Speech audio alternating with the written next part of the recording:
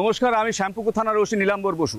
আজ ক্রাইম ডায়েরিতে নিয়ে এসেছি এমন এক ঘটনা, এমন এক অদ্ভুত মারাত্মক মিষ্টি রহস্য, যেখানে খুনি শুধু নিজে নয়, কোনো ভাড়াটে দিয়ে নয়, এমনকি বিষ খাইয়ে নয়, শুধু বুদ্ধি খাটিয়ে ঠান্ডা মাথায় জলজান্ত একটা মানুষকে এমনভাবে খুন করেছে যাতে মৃত্যুটাকে কোনো অস্বাভাবিক বা খুন বলে মনেই হয় না, মনে হয় একটা সাধারণ কোনো অ্যাক্সিডেন্ট। এই অদ্ভুত ঠান্ডা মাথায় খুনিকে ধরতে আমাদের পুলিশকে বেশ বেগ পেতে হয়েছে। আসুন সেই ঘটনা আপনাদের সঙ্গে শেয়ার করি।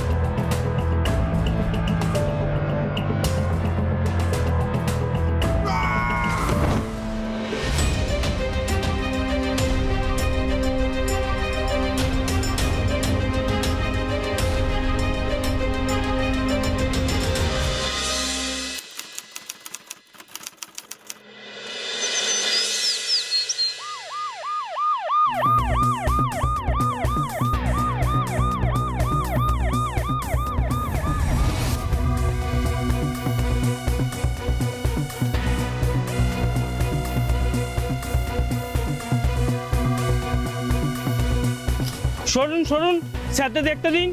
সরে যান, এদিক দিয়ে সরে যান।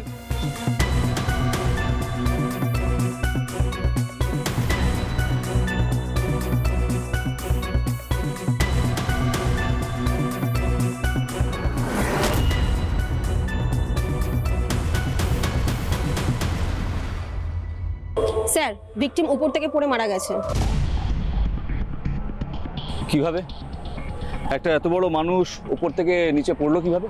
স্যার, হতে পারে উনি রাত্রিবেলা কিছু দেখতে পারেননি, তাই হয়তো মাথা ঘুরে পড়ে গেছেন। তাই কি? আচ্ছা, ভিকটিমের নাম কি? স্যার, ভিকটিমের নাম হলো ভজনলাল সিংহ। এই এলাকার উনি পুরনো বাসিন্দা। যদিও বা উনি এখানে থাকতেন না, এই পাশের পাড়ায় উনি অনেক বছর ভাড়া থাকতেন। আচ্ছা, ওনার ফ্যামিলি মেম্বার কজন? স্যার, ফ্যামিলির কোনো লোকজন নেই, উনি একাই থাকতেন। ওনার স্ত্রী বছর 3 হলো মারা গেছে। ইনফ্যাক্ট এই বাড়িটা তৈরি করার সময় ওনার স্ত্রী মারা গেছেন। নর্মাল ডেথ হয়, আর ওনার কোনো ছেলেপুলেও নেই। উনি এই বাড়িতে একাই থাকতেন, সঙ্গে শুধু থাকে ভাগনা। পাড়ার লোকের মুখে শুনলাম স্যার। ওই একই ভাগনা ওনার দেখাশোনা করতেন। ভাগ্নেটা কোথায়? স্যার, ওই যে ওখানে বসে কাঁদছে, দেখুন। আচ্ছা, চলুন তো।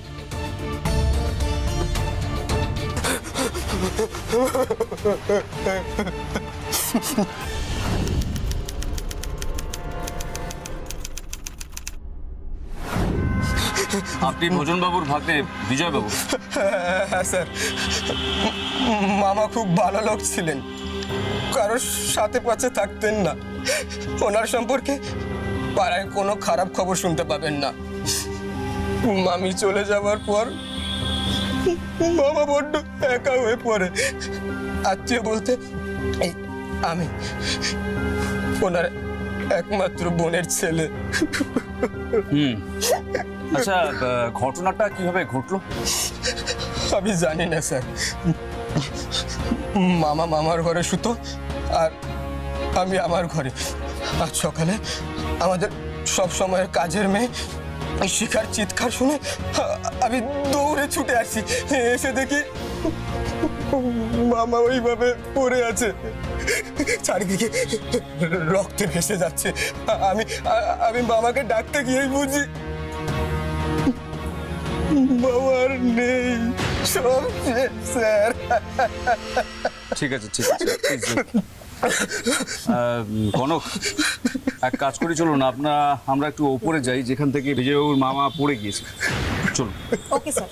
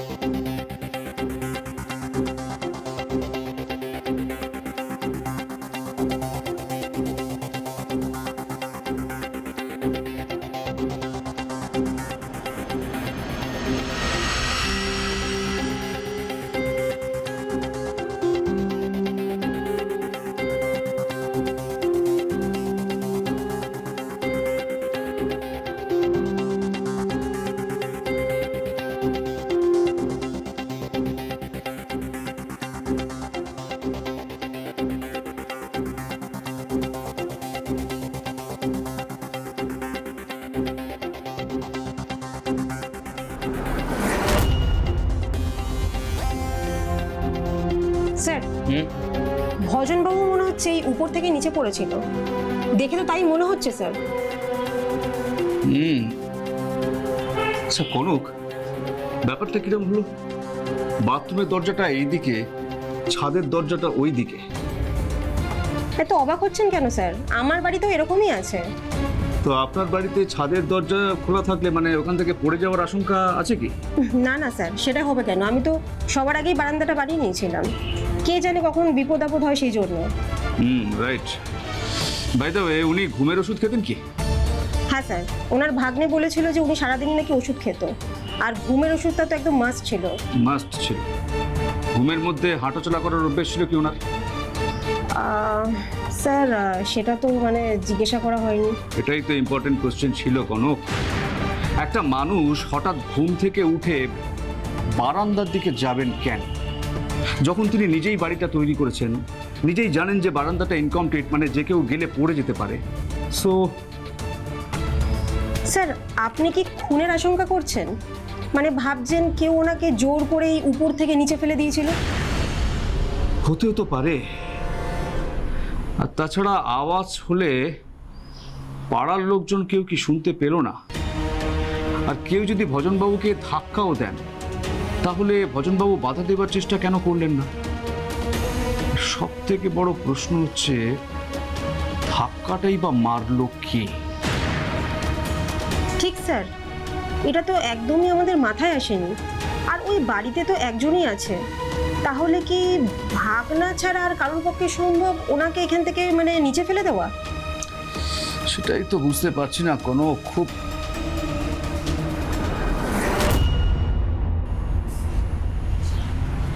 ব্যাপারটা কিরকম লাগছে না? টেবিলে কোনো কাগজ নেই, অথচ পেন, সেটাও আবার একটা। পুরোটা ঠেকছে বিষয়টা। স্যার এটা ভজনবাবুরই পেন, উনি এটা ব্যবহার করতেন, ওনার ভাগনাই বলেছিলেন। আচ্ছা। দেখুন, বিষয়টা অ্যাক্সিডেন্ট না হলেও খুনের মোটিভটা কি সেটা জানতে হলে আমাদের একবার নিচে যেতে হবে। চলুন আমরা একবার নিচে যাই। বিজয়বাবু, আচ্ছা আপনার কি মনে হচ্ছে বলুন তো, মানে আপনার মামা অত রাত্রিবেলা ঘুম থেকে উঠে খাট থেকে নেমে বারান্দার দিকে গেলেন কেন? মানে যেখানে উনি জানতেন যে ওটা একটা খোলা জায়গা, বারান্দাটা ইনকমপ্লিট, যে কোনো মুহূর্তে কেউ পড়ে যেতে পারে। আমি সত্যি বলছি স্যার, আমি কিচ্ছু জানি না। আমি বুঝতেও পারছি না কি করে ঘটে গেল এইসব। কাল রাত্রে ওই 10টা নাগাদ মামা খাওয়া দাওয়া করে নিজের রুমে চলে গেল, আর আমি আমার রুমে। আমি অর্ধেক রাত পর্যন্ত জেগেই থাকি। কালকেও ছিলাম, ওই মোবাইলে খেলা দেখছিলাম। আড়াইটা পৌনে 3টে নাগাদ যখন খেলা শেষ হয়ে যায়, তখন আমি ঘুমিয়ে পড়ি। আচ্ছা, আপনি তখন কোনো আওয়াজ পাননি? না, বিশ্বাস করুন ম্যাডাম, কোনো রকমের যদি আমি অস্বাভাবিক আওয়াজ পেতাম, আমি কি ঘুমিয়ে পড়তাম? আচ্ছা, আপনাদের যদি আমার কথা বিশ্বাস না হয়, ওই যে শিখাকে জিজ্ঞাসা করুন। ওই আমাকে সকালবেলা আজকে প্রথমে ডাকে। শিখা?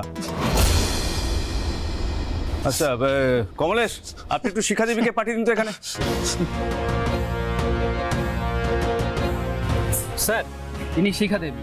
আচ্ছা, আপনি আজ সকালে কখন এসেছেন এখানে? অন্য দিনের মতন ওই 6:30 নাগাদ। গেটের চাবি আমার কাছেই থাকে, বিজয় দাদাবাবু একটা চাবি দিয়ে রেখেছে, যাতে সকালবেলা গেট খোলার জন্য ওকে বিরক্ত না করি। তা গেট খুলে ভেতরে ঢুকলাম, তখন বিজয় দাদাকে ঘুম থেকেই তুলি। তা বিজয় দাদা দৌড়ে বেরিয়ে আসে। আপনি এক কাজ করুন, আপনার নাম, ফোন নাম্বার, অ্যাড্রেস সমস্ত কিছু আমাদেরকে দিয়ে দিন। আর দরকার হলে আপনাকে একবার থানায় আসতে হতে পারে। ও বাবা, থানায়? আমি গরিব মানুষ, খেটে খাই, আমি আবার থানায়? আহা, এটা একটা নিয়ম, একটা অ্যাক্সিডেন্ট হয়েছে তাই বলা হচ্ছে, এত ঘাবড়ানোর তো কিছু হয়নি। আপনি যান।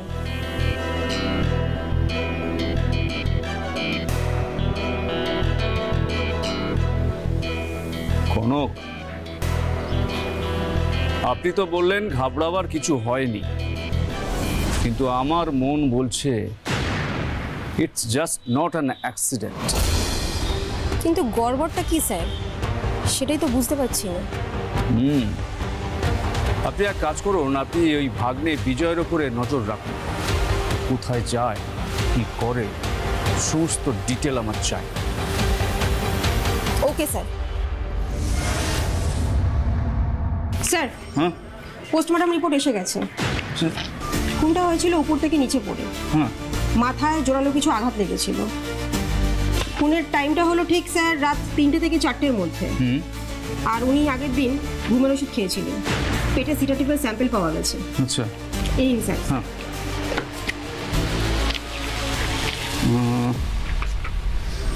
হ্যাঁ, ঘুমের ডোজটা তো স্বাভাবিক। তাতে কি এটা প্রমাণ হচ্ছে যে ভজনবাবু নিজেই বারান্দার দিকে গিয়েছিলেন?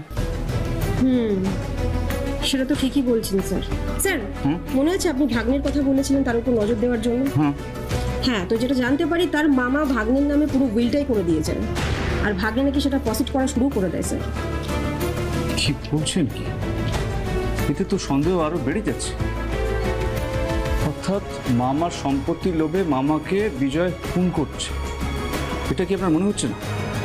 স্যার, এতে কি প্রমাণ হয়? মানে ভাগ্নে যে তার মামাকে ধাক্কা মেরে উপর থেকে ফেলে দিয়েছে, এটা আমরাই বা কি করে প্রমাণ করব? হ্যাঁ, সেটাও ঠিক, আমরাই বা কি করে প্রমাণ করব? তবে একটাই রাস্তা আছে, প্রমাণ করতে গেলে আমাদের যেতে হবে ওই বাড়িতে, কারণ সমস্ত প্রমাণ ওই বাড়িতেই আছে।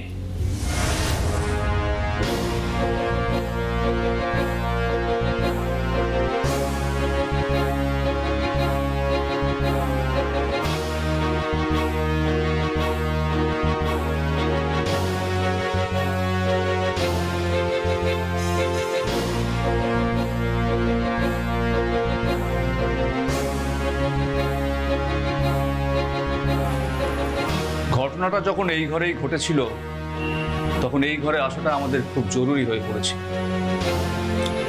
আচ্ছা, আমরা এখন কল্পনা করি ভজনবাবু খাট থেকে হঠাৎ উঠলেন কেন।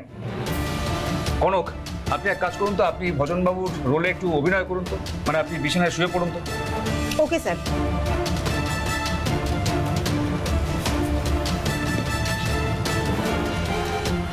এবার ধরে নেওয়া যাক ভজনবাবুর ঘুমটা ভেঙে গেছে, উনি বিছানায় উঠে বসলেন। হ্যাঁ, এখন প্রশ্ন হচ্ছে যে ভজনবাবু বিছানা থেকে নামতে গেলেন কেন? কিছু কি নিতে?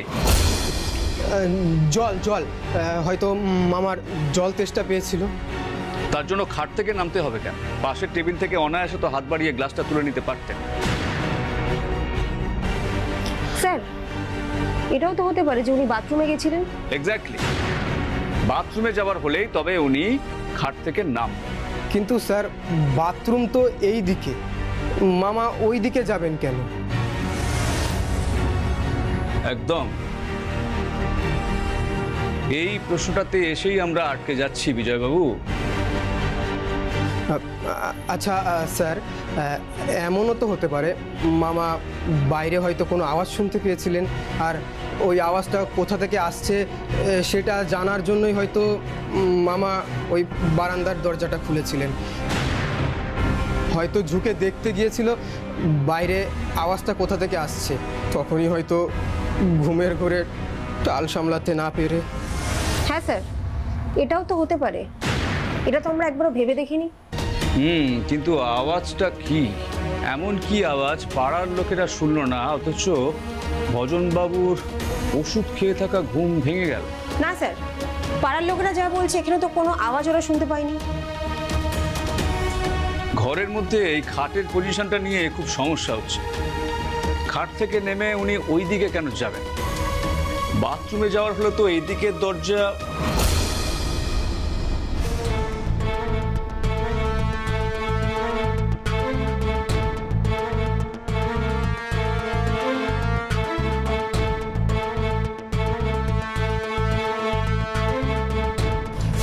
আচ্ছা বিজয়বাবু, ঘরে জিনিসপত্র কি কিছু সরানো হয়েছিল?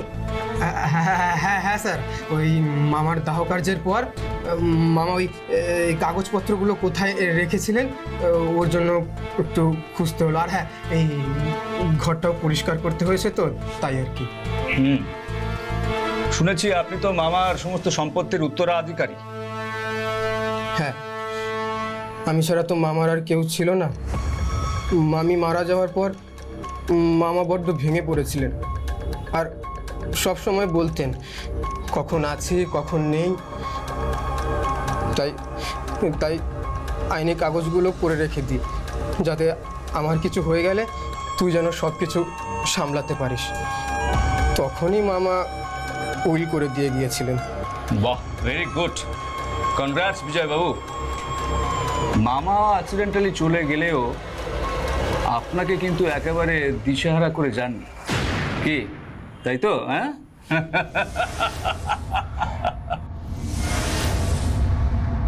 স্যার, আপনি এই কেসটাকে নিয়ে বেশি ভাবছেন আমার মনে হয়।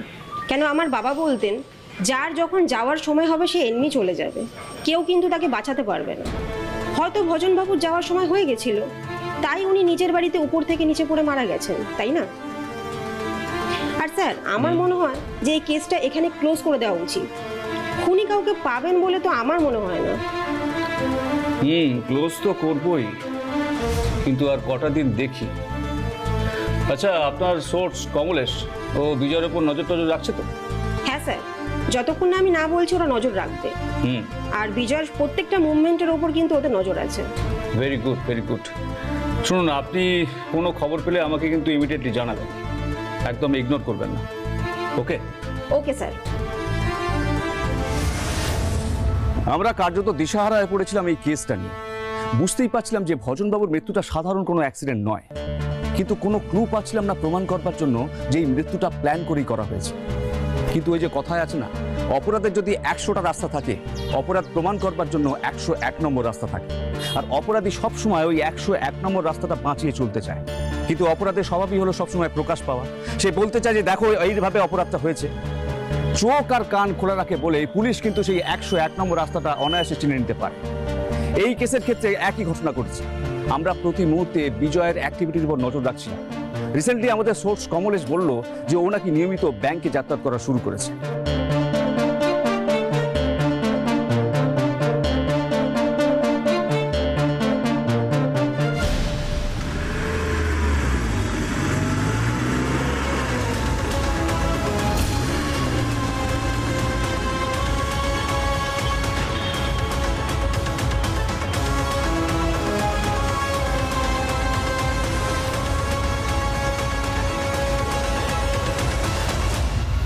দেখুন, আইনি প্রসেস অনুযায়ী আমি সমস্ত কাগজ অলরেডি জমা করে দিয়েছি। আর আপনি তো আজকে আমাকে দেখা করতে আসতে বলেছিলেন। আজকে যদি আমি টাকাটা তুলতে না পারি, আমার অনেক ক্ষতি হয়ে যাবে স্যার। দেখুন, আপনার প্রয়োজন বা ইচ্ছে মতো তো আমি চলতে পারবো না বিজয়বাবু। আমাকে ব্যাংকের প্রসেস মেনেই চলতে হবে। আর তাছাড়া যতক্ষণ না কোর্ট অর্ডার হাতে পাচ্ছি, ততক্ষণ আপনার অ্যাকাউন্টে আপনার মামার টাকা ট্রান্সফার হবে না। I am sorry. কিন্তু স্যার, আমার তো আজকেই টাকা লাগবে। দেখুন, আপনার মামার উইল অনুযায়ী সব টাকা তো আপনারই। আপনাকে শুধু আইনি প্রসেসের জন্য একটু অপেক্ষা করতে হবে। না, কোনো অপেক্ষা আমি করতে পারবো না। আমার আজকেই টাকা লাগবে, এক্ষুনি লাগবে। তাহলে লোন নিয়ে নিন। আছে আপনার কাছে বন্ধক রাখার মতো কিছু? বন্দুক? হ্যাঁ, লোন নিয়ে নিন। মামার টাকা তো পেয়েই যাবেন, তখন না হয় লোন শোধ করে দেবেন। হ্যাঁ, মামার বাড়িটা আছে, ওটা বন্ধক দিয়ে দেবো। কি হলো? আর কিন্তু বেশি দিন অপেক্ষা করা যাবে না। টাকাটা যেভাবেই হোক আমাদের জোগাড় করতেই হবে।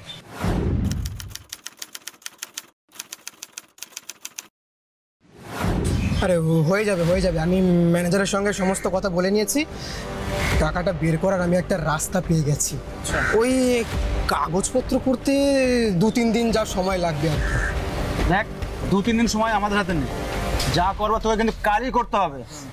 আর এই টাকার জন্য কিন্তু আমরা তোকে অনেক সময় দিয়েছি, আর নয়।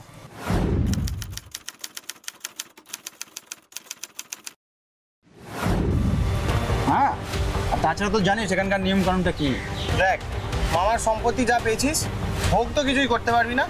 তার আগেই ওপরে মামার সাথে মিটিং ফিক্স হয়ে যাবে। হ্যাঁ, চল গাড়িতে ওঠ। চল এই চলো।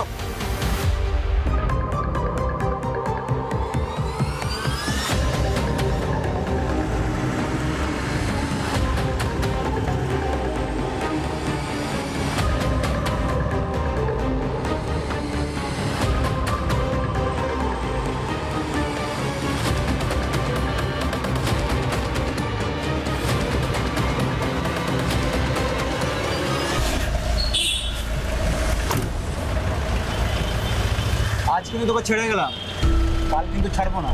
হ্যাঁ, কালকে যেভাবে হোক টাকাটা আমাদের চাই। হ্যাঁ, কথাটা কিন্তু মনে রাখিস। কাল মানে কাল। হ্যাঁ, যা, এই চলো চলো।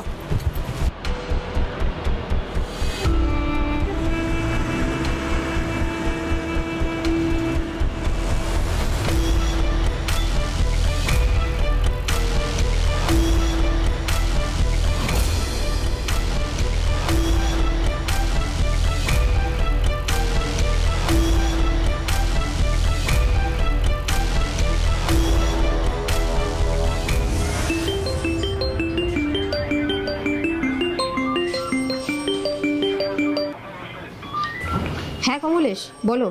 ম্যাডাম, বিজয়ের গতিবিধি আজ থেকে সাসপিসিয়াস হয়ে গেছে। কেন, কি করেছো?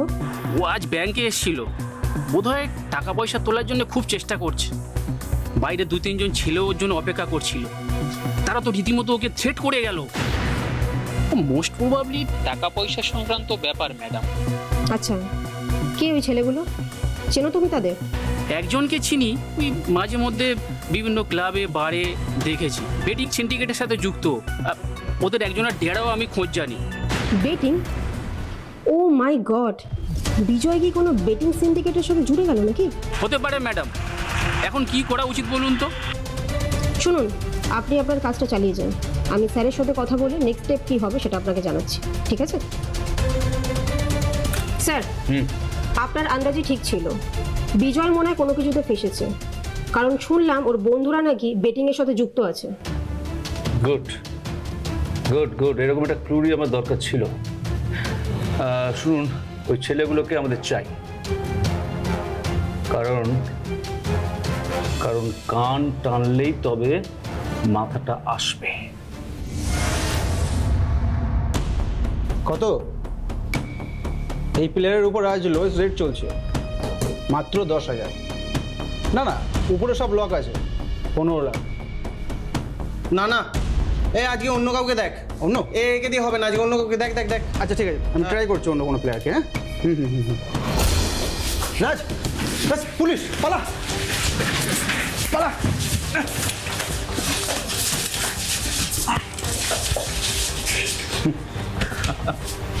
হরিণ জন্মায় দৌড়তে, কিন্তু তাতেও কি সে বাঘের হাত থেকে বাঁচতে পারে? পারে না, পারে না।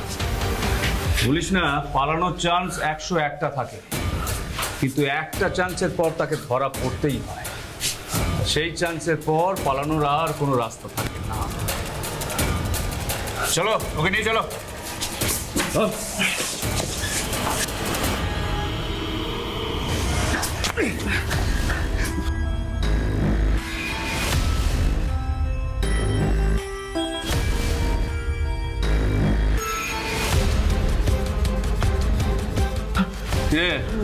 হ্যাঁ,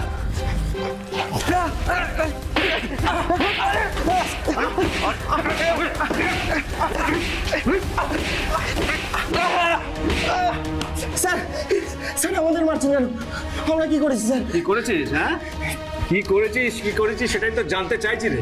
স্যার বিশ্বাস করুন, আমরা এখন আর বেটিং করি না, আমাদের অনেক টাকা লস হয়ে গেছে, আর ওই ব্যবসা আমরা বন্ধ করে দিয়েছি।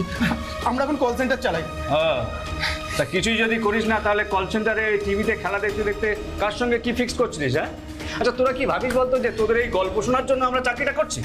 সময় থাকতে এখনো সত্যি কথা বল, এক ফাঁদে আটকেছিস তোরা। একবার যদি এখানে আটকে যাস না, আর কোনোদিন বেরোতে পারবি না। বলছি বলছি বলছি বলছি আমরা আগে বেটিং করতাম স্যার, এখন আর করি না। আমাদের আরেকটা পার্টনার ছিল বিজয়, ওর স্যার অনেক টাকা এখানে ঢুকে লস হয়ে আছে। ওর ওই টাকাটা ফেরত দেওয়ার জন্যই আমাদের এই বিজনেসটা এখনো চালাতে হচ্ছে। আর আমাদের মুম্বাইতে যে বড় মাথা আছে, তাকে এই টাকাটা ফেরত না দিলে ম্যাডাম আমাদের খুন করে ফেলবে স্যার। হ্যাঁ স্যার, আমরা এখন টুকটাক বেটিং করছি আর কি, ওই টাকাটা তুলে দেওয়ার জন্য। আর ওই শয়তান বিজয়, ওরাই আমাকে হাতে ফেলেছে স্যার। আচ্ছা, তো বিজয় তোদের পার্টনার হলো কি করে? হ্যাঁ, আর ও তোদের ফাঁসালোই বা কি করে?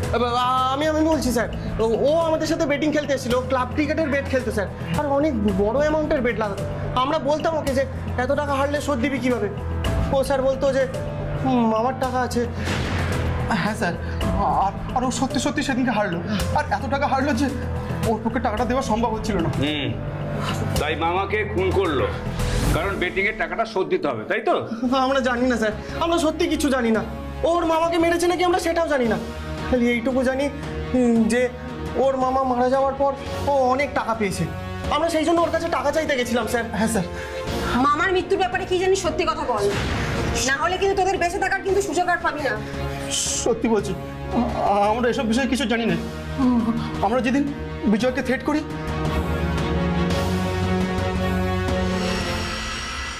আরে বিশ্বাস কর, আমি সব টাকার ব্যবস্থা করে দেব। আমাকে তোরা আর কটা দিনের সময় দে। আমি সাহস করে মামাকে কিছু বলতে পারছি না, তাই। কালকের মধ্যে মামার সাথে কথা বলে জানা টাকাটা কবের মধ্যে ফেরত দিতে পারবি। আমরা আর বেশি দিন অপেক্ষা করতে পারবো না। এরপর না হলে তোর মামার সাথে গিয়ে সরাসরি কথা বলবো কিন্তু। এই না না না, এই কাজ তোরা করিস না, আমার সর্বনাশ হয়ে যাবে। মামা যদি জানতে পারে আমি জুয়াতে টাকা হেরেছি, তাহলে সম্পত্তির একটা টাকাও আমাকে দেবে না। আমি অন্যভাবে মামাকে বুঝিয়ে সুঝে তোদের সব টাকার ব্যবস্থা করে দেবো, সব। এই ঘটনার পরের দিনই আমরা দেখি ওর মামা ওপর থেকে পড়ে মারা গেছে। হ্যাঁ স্যার, আমরা জিজ্ঞাসা করেছিলাম যে বিজয় তুই কি কাজটা করেছিস, ও আমাদের উত্তরই দেয়নি। আর এটাও বলেছিল যে তোদের কাজ আম খাওয়া, গাছ গোনা নয়। তোরা তোদের মতো আম খা, গাছের খোঁজ জানতে চাস না। হ্যাঁ, কিন্তু এবার যে পুলিশ ওর আম আটি গাছের হিসেব নেবে, কনক ইয়েস স্যার। বিজয়কে তুলে আনার ব্যবস্থা করো। Okay sir.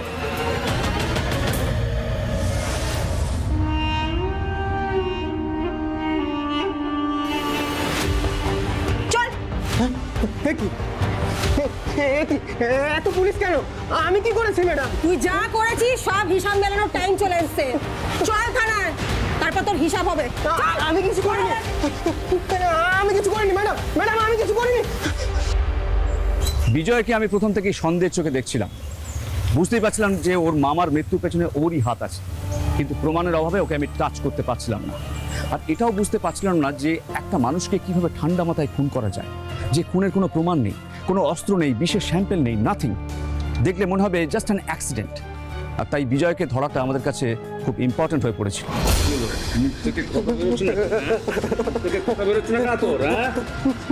এটা তোর লাস্ট চান্স বিজয়, সত্যি কথা বল, সত্যি কথা বল, মামাকে কি করে মারলি বল বল। দেখ, যদি না বলিস আমাদের কাছে সমস্ত প্রমাণ কিন্তু চলে এসছে। কনক ওকে মারবে, হ্যাঁ এমন মার মারবে যাতে যন্ত্রণা ওকে থেকে ভয় পায়।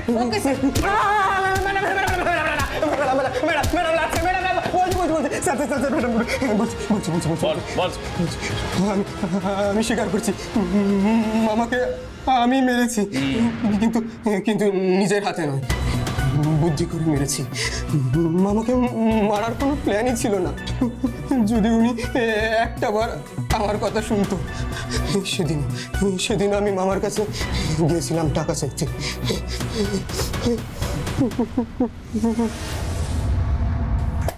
বিজয়, আমি অলরেডি তোমাকে অনেকগুলো টাকা দিয়েছি তোমার ব্যবসার জন্য, কিন্তু আমি তো চোখেই দেখতে পাই না যে তুমি কি ব্যবসা করো।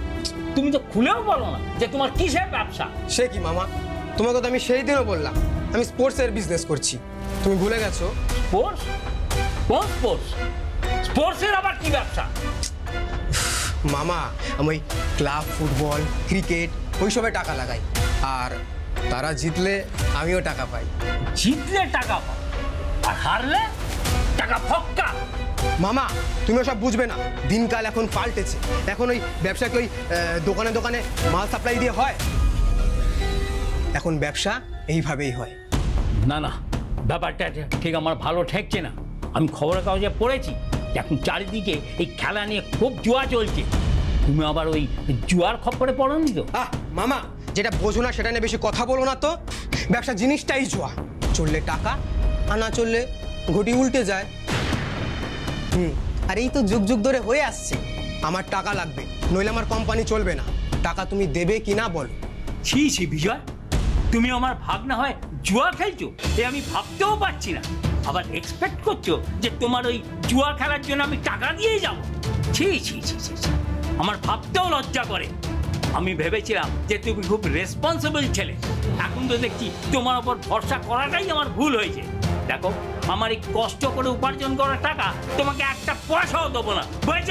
তুমি যা করার করে নেবে, যাও।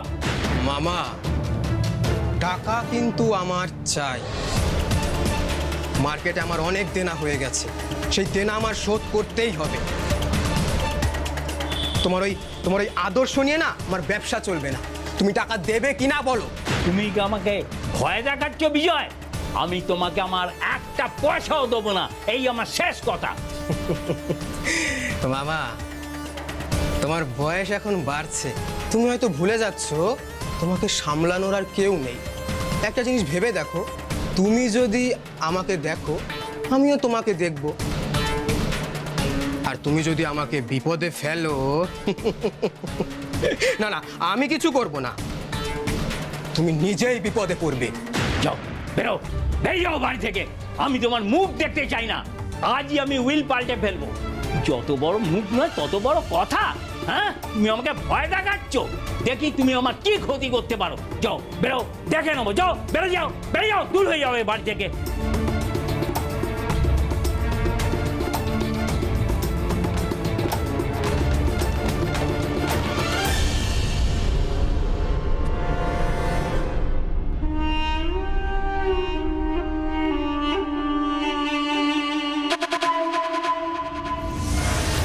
সেদিন আমার মাথা গরম হয়ে গেছিল। একদিকে রাহুল আর রাজ আমাকে টাকার জন্য চাপ দিচ্ছিল, অন্যদিকে মামাও টাকা দিতে চাইছিলেন না। আমি বুঝতে পারছিলাম না কি করব। তখন আমার কাছে একটাই রাস্তা ছিল। আমি ঠিক করলাম, মামা যখন ঘুমাবে তখন মামার ব্যাংকের চেক বই আর কিছু ক্যাশ আমি হাতাবো। তাই তখনই আমি মামার ঘরের সামনে গেলাম। না না বাচ্চি, উইল আমাকে চেঞ্জ করতেই হবে। আরে তুমি বুঝতে পারছো না, এটা ছেলে মানুষই নয়। ওই বিজয়ের প্রতি আমি অনেক আশা করেছিলাম। আরে বাবা, ওর পেছনে আমি প্রচুর টাকা খরচা করেছিলাম, কিন্তু আজকে ওর যে মুক্তি দেখলাম না, আরে আমি তো রীতিমতো ভয় পেয়ে গেলাম। কাল যদি আমি না থাকি, ও তো আমার টাকা বাড়ি সব শেষ করে দেবে, কিছুই রাখবে না। কেন মানে? আরে ছেলেকে একটা নেশায় পেয়েছে, বুঝছো, মারাত্মক নেশা। হ্যাঁ হ্যাঁ, তাহলে বলছি কি, ছেলে এখন জুয়া খেলছে। আরে বাবা, আজকে আমার কাছে এসে টাকার জন্য যা হুম্বি তম্বি করলো না, তোমায় কি বলবো। আজকে করলো, কালকে না হয় কি করবে তার কোনো ঠিক আছে? ওসব আমি শুনবো না। আমি কালকেই যাচ্ছি তোমার অফিসে। আমি কালকে গিয়ে আমি উইল পুরো চেঞ্জ করবো। হ্যাঁ হ্যাঁ, আমার বয়ান সব রেডি আছে, সইও করা আছে। তুমি খালি একটা করো, ওই নোটারিটা খালি করে দাও, বুঝলে? আমি আর দেরি করতে চাই না। হ্যাঁ হ্যাঁ, ঠিক আছে ঠিক আছে ঠিক আছে, হ্যাঁ রাখছি, বাস ঠিক আছে। মামা তো দেখছি আমার সব সত্যি ধরে ফেলেছে। যদি সত্যি উইল চেঞ্জ করে ফেলে তাহলে তো আমার কপালে আর কিছুই জুটবে না। না না, এ হতে দেওয়া যাবে না। আমাকে যেভাবেই হোক মামার উইল চেঞ্জ করার আগে আটকাতেই হবে। তাই প্ল্যান করে মামাকে দুনিয়া থেকে সরিয়ে দিলে, তাই তো? আচ্ছা বাছাদন, এবার বলো তো যে ঘটনাটা ঠিক কিভাবে ঘটিয়েছো? হ্যাঁ, মানে কি এমন নিখুঁত প্ল্যান করলে যে খুনটাকে খুন বলেই মনে হলো না, মনে হলো এটা একটা সাধারণ অ্যাক্সিডেন্ট? আমি জানতাম মামাকে খুন করলে হবে না। যদি খুনের কেস হয়ে যায় তাহলে আমার জন্য অনেক বিপদ হয়ে যাবে। তাই আমি ভাবতে লাগলাম কি এমন করা যায় যাতে মামাও দুনিয়া থেকে সরে যাবে আর কেউ বুঝতেও পারবে না এটা প্ল্যান মাফিক খুন। তখনই আমার মাথায় মামার ঘরের দুটো দরজার কথা মনে পড়ল। একটা দরজা বারান্দার আর একটা দরজা বাথরুমের। মামা বারান্দার দরজাটা সবসময় বন্ধই রাখে, কেন কি বারান্দাটা এখনো তৈরি হয়নি, কেউ পড়ে যেতে পারে। তাই আমি ঠিক করলাম মামাকে সেই বারান্দার দরজা দিয়ে ফেলে দেব। আমি জানতাম মামার অভ্যেস হচ্ছে ঘুম থেকে উঠে বাম দিকে বাথরুমে যাওয়ার। কিন্তু কিন্তু তখনই আমি আবার প্ল্যান করলাম যে মামার খাটটা আমি উল্টে দেব, যাতে মামা যখন ঘুম থেকে উঠে বাম দিকে বাথরুমে যাবে তখন তখন খাটের ডিরেকশন চেঞ্জ হওয়ার জন্য বাথরুমে নয়, সোজা দরজা খুলে নিচে পড়ে যাবে। তাহলেই আমার কাজ শেষ হয়ে যাবে। কিন্তু কিন্তু এই কাজটা করার জন্য তো আমি একা উপযুক্ত নই, কিছু লোকও প্রয়োজন ছিল। তাই প্রথমেই গেলাম আমাদের বাড়ির কাজের মেয়ে শিখার কাছে। শিখা আমার থেকে বয়সে বড় হলেও ওর সাথে আমার একটা সম্পর্ক আছে।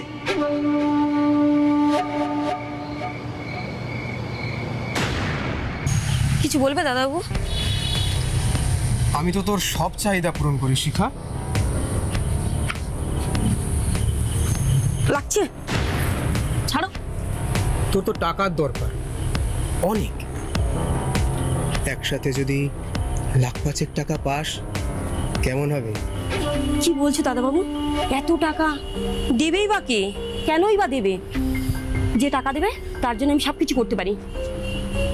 আমি দেব, শুধু আমার একটা কাজ তোকে করে দিতে হবে। কি কাজ? আমার তোকে আর তোর 2 ভাইকে লাগবে, ছোট্ট একটা কাজ। আমরা সবাই মিলে মামার খাটটা উল্টো দিকে ঘুরিয়ে দেব। কেন গো, হঠাৎ মামাবাবুর খাট সরাতে যাবো কেন? নইলে যে তোর মামাবাবু সরবে না, আর তোর মামাবাবু না সরলে তুই 1,05,000 টাকা পাবিও না। ভয় পাস না, অত কঠিন কাজ তো কিছু না। মামা যখন ঘুমিয়ে পড়বে মাঝরাত্রে তুই, আমি, তোর 2 ভাই মামাকে শুদ্ধ মামার খাটটা উল্টো দিকে ঘুরিয়ে দেবো, ব্যাস হয়ে গেল, আমাদের কাজ শেষ। তারপর মামা ঘুম থেকে উঠে নিজেই উপরে চলে যাবে। বুঝেছিস? কেউ যদি টের পায় মামাবাবুর খাট সরাতে গেলে, কত বড় খাট সরাতে গেলে মামাবাবু জেগে যাবে তো। জাগবে না, মামা রোজ রাত্রে অর্ধেক ঘুমের ওষুধ খায়, আজ খাবে গোটা একটা ট্যাবলেট, ঘুমে একদম জমে থাকবে। তুই সেসব নিয়ে কোনো চিন্তা করিস না, আমি সব ব্যবস্থা করে দেব। তুই শুধু তোর মুখটা বন্ধ রাখবি, ঠিক আছে? একদম ভয় পাবি না। পুলিশ কেন, স্বয়ং শার্লক হোমস আসলেও প্রমাণ করতে পারবে না মামা কি করে চেষে গেল। তারপর তারপর কি হলো? কি আর হবে, যেমন প্ল্যান তেমনই কাজ। মামা রোজ রাত্রে ঘুমোতে যাওয়ার আগে দুধে অর্ধেক ঘুমের ওষুধ মিশিয়ে খেত। সেই দিন রাত্রে আমি আগের থেকেই খাবারে অর্ধেক ঘুমের ওষুধ মিশিয়ে দিই। তারপর মামা অভ্যাস অনুযায়ী বাকি ঘুমের ওষুধ দুধে মিশিয়ে খেয়ে নিয়ে ঘুমিয়ে পড়ে, আর আমি তো সেই অপেক্ষাটাতেই ছিলাম। তারপর আমরা সবাই মিলে চুপি চুপি মামার ঘরে যাই, মামাকে সহ পুরো খাটটা উল্টে দিই, যাতে যখন মামা ঘুম থেকে উঠবে তখন সোজা বাথরুমে না গিয়ে নিচে পড়ে যাবে।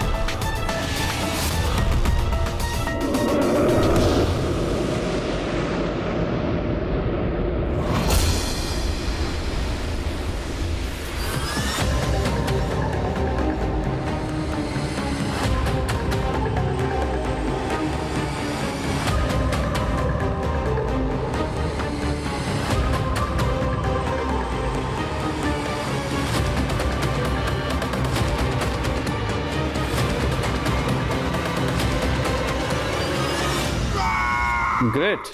তারপর? আমি তো প্ল্যান সব ঠিকঠাকই করেছিলাম স্যার। এই একদিকে রাহুল আর রাজ, আর অন্যদিকে এই শিখা আর ওর দুই ভাই আমাকে টাকার জন্য প্রেশার দিতে শুরু করে, বলতে থাকে আমাদের এক্ষুনি টাকা চাই, এক্ষুনি। তাই টাকার ব্যবস্থা করতে গিয়ে ফেঁসে যাই। নইলে নইলে আপনি কেন, কেউ ধরতে পারতো না মামার মৃত্যুকে খুন বলে ভাবা। এটাই তো সব অপরাধীরা ভুল করে বিজয়।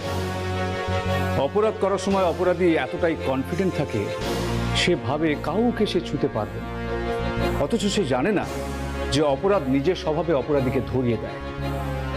আজ যেমন তোমাকে ধরিয়ে দিল। মামার টাকার কথা ভুলে যাও বিজয়, এখন তোমার শাস্তির পালা।